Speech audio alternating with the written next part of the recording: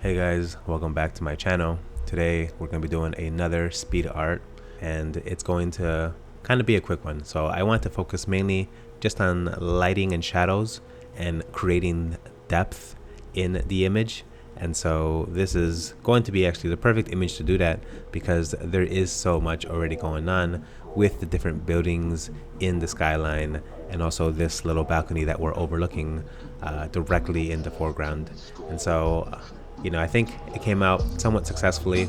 I think I created enough depth in the image that I think at the end it reads really well, because right now, because of the way it's lit, there definitely is a lot of space, a lot of openness to this image. And when you look out into the horizon, you can definitely see that we're looking at miles and miles away.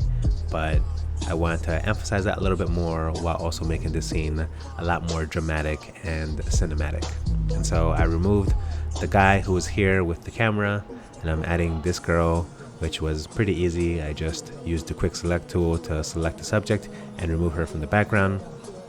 And I'm doing the same thing here with this asteroid, which I will then also bring in some fire elements.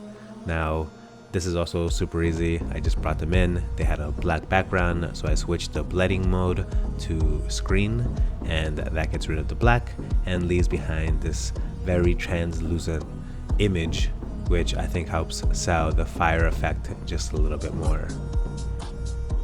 Then I figure out where I want the fireball to be and how I want it coming down from the sky, which I think this was pretty important, because this will be the biggest source of light in the image, in the entire composition. And this will help me figure out where to put shadows and how to create that depth and separation that I'm talking about.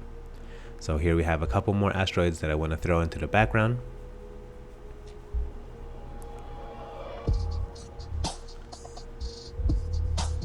And then I start working on making the main fireball brighter, because it should be the brightest thing on the screen, especially if it's the closest thing to us.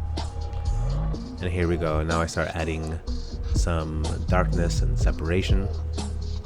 Now, I will say that I didn't do this perfectly, and it is a lot of work to do, especially in an image like this that does have a lot of buildings with a lot of different faces and sides. And so I do kind of just do some of it right, and towards the end I give up and I do it really quickly, very sloppily. So this isn't a perfect image, and I definitely think that had I put more time into it, it could have came out nicer and better.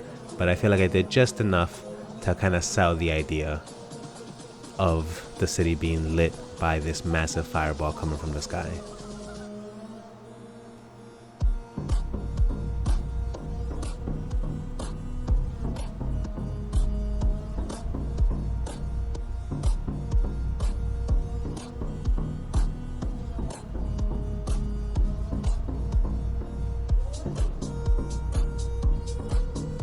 So yeah, so you can see this was taking a while. So after a while, I just took a big soft brush and I just painted in a lot of shadows.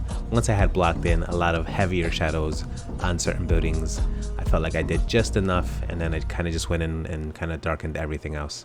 Plus I knew that once I added a bit more light to the fireball, which is what I'm doing now, and I kind of tweaked some of the lighting of the background image, that I can make those shadows just a tad bit richer and darker just by playing with some of the sliders in, for example, when I do a camera raw filter.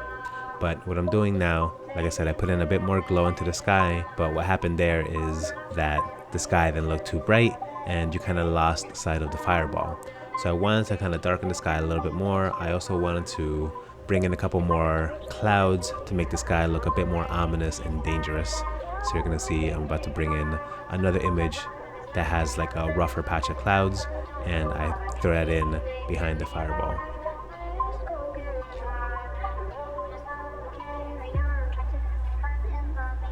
And then blend that into the background a little bit.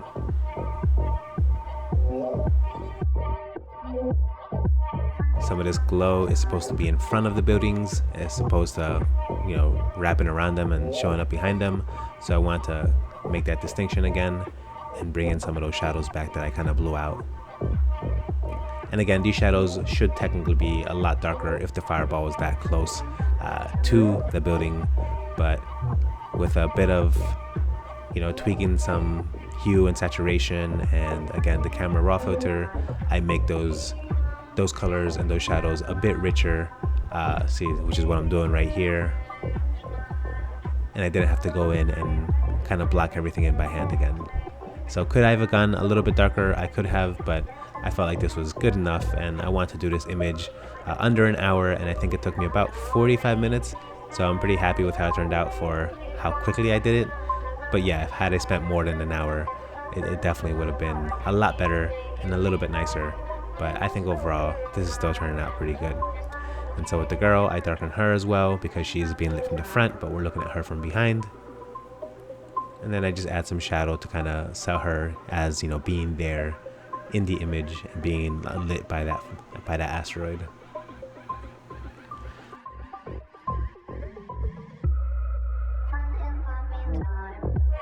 Then I go in with the Doge tool and I kind of bring out some of the reflections or some of the light sides of those buildings to kind of help create and sell that glow that you would see if these buildings were actually reflecting light from this huge fireball.